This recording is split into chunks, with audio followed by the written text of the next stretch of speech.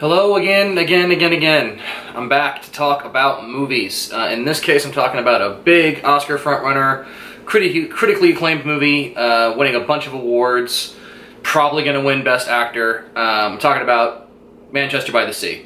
Kenneth Lonergan, I think is how you say his name, is the writer-director. A name I know, like I've heard it before. I think he's probably known for, just guessing, British independent films that I might have seen a couple of, but off the top of my head, I can't think of any of his films. And I didn't do any research to, tell you guys what else he'd seen because I wanted this to be just about Manchester by the Sea. Still in theaters, nominated for Best Picture, Best Screenplay, Best Actor, Best Supporting Actor, Best Director, bunchy stuff. I didn't see it right away because I thought it was going to be sad and maybe a little cliche. The trailer is very simply Casey Affleck has a brother. The brother has a kid, a son. So Casey Affleck's brother dies, and Casey Affleck has to kind of adopt the nephew.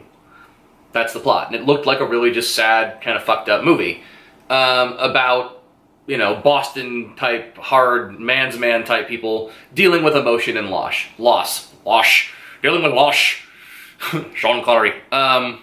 So I was like, I'm sure it's really good, but it looks like it might be a little cliche, a little on the nose. Not Lifetime original movie or anything like that, but just like the kind of thing that's just like, I get it, it's like a movie about loss. And it looked really sad, so I didn't want to go see it.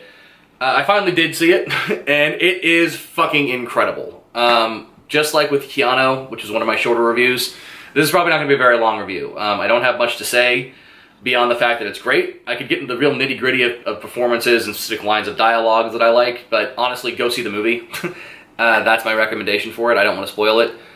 Wait for it to come out on Netflix or DVD or Redbox if that's your thing, if you don't want to be in a theater for something that is very much an emotional story.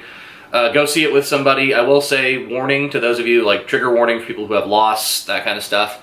It is a powerful movie. Casey Affleck is going to win Best Actor. I know if you've watched my previous reviews for like Hacksaw Ridge or Silence or Sully, I've mentioned like I haven't seen Manchester by the Sea yet, but like I really don't have one big performance this year that I think is like the amazing male performance of the year. Now I do. I finally watched Manchester by the Sea. Holy shit balls, he is spectacular. The movie does have a lot of laughs in it. It's a really funny movie. It's realistic in its terms. It seemed to me anyway, it seems realistic into how the characters deal with grief. Or not necessarily grief, but loss. The way people interact feels very realistic to me. Michelle Williams has like a few scenes in the movie, and she's amazing in all of them, but like there's a scene with her and Casey near the end that is like the scene of the year for acting for me. The kid who plays the nephew, I don't know his name, I think it's his first movie. Knock wood, dear movie gods, please let that kid have a long career. He is spectacularly good, very natural, very charismatic.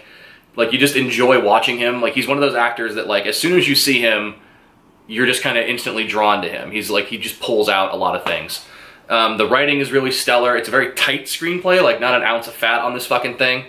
The structure is very simple. There's occasionally a flashback to the dead dad before he died. But essentially, it's this very, very simple story.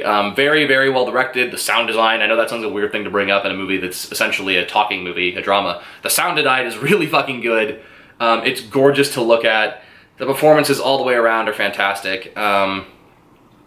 It just feels very real and very good. In the same way that, like, the sections of The Fighter, the Mark Wahlberg movie with Christian Bale, the boxing flick, the sections of that movie dealing with the crackhead addiction and the family, like when that movie stops being a boxing movie and it's kind of just a story about a family, that's the best part of The Fighter. And granted, it's based on a real family. Same thing in this case. Like, there's no boxing storyline. There isn't like a through line to get you through. There is kind of there's a plot, sorta. Like there is things you hope happen. There's motivation. There's momentum in the story for sure. But it's like if a lot of people saw The Fighter. I'm just looking for a way to like compare this. If you took all the boxing shit out of The Fighter and you just made it about that family, in the same way that like the way drug addiction is dealt with in that family, it just feels realistic. It's a very flashy topic. It's the kind of thing that like gets you an Oscar nomination. I'm playing a crackhead.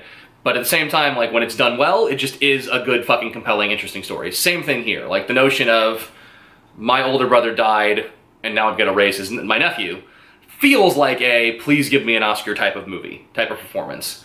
And first of all, there's way more going on with that character. Casey Affleck has a backstory that I had no idea about. Way, way, way more compelling than just, hey, my brother died. Second of all, yeah, it is a very simple kind of story that does lend itself towards an Oscar bait type of storyline. People coming together, dealing with a loss. However, it's done so simplistically, so realistically, there's not a false beat in this movie to me. Never lost someone that close to me, but I've been around people who have, and of course when you have people die, people around you, you put yourself there and you imagine how things would be. And there are moments in this movie that feel exactly like how I'd react. So, it's a compelling fucking movie. The performances are fucking spectacular throughout. Really funny, really likable. Like, it's a warm movie. It's not like, you know, if you've seen the trailer where the whole thing is tinged in like winter and cold and the color palette's all dead trees and shit like that. The movie isn't that. It feels very welcoming.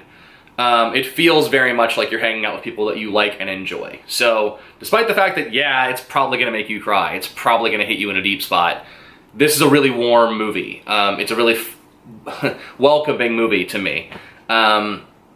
Maybe I'm fucking weird, but that's what it is. Kind of in the same way something like Ordinary People, going back to the 80s. Ordinary People's another one that's like a very fucking dark, depressing, fucked up storyline, but the performances in that movie are also warm and welcoming, and the main character, Timothy Hutton, gives such a like open, raw performance that you're just like, you're with that story.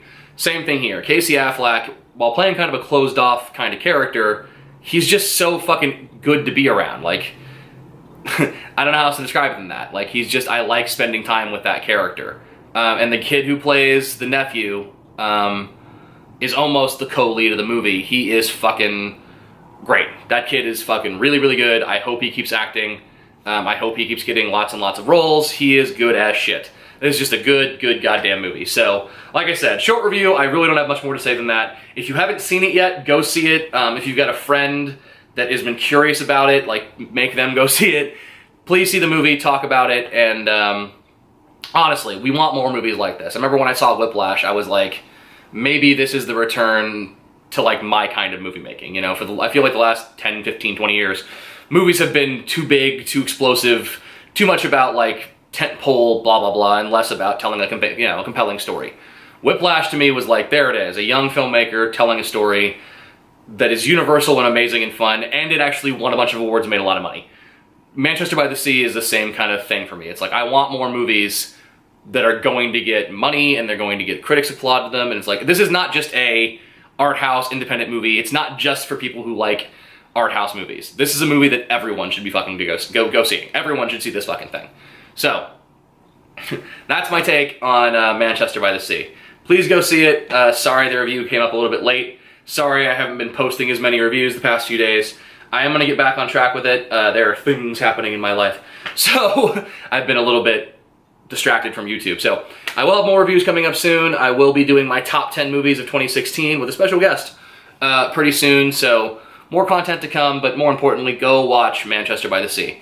Alright? Thanks.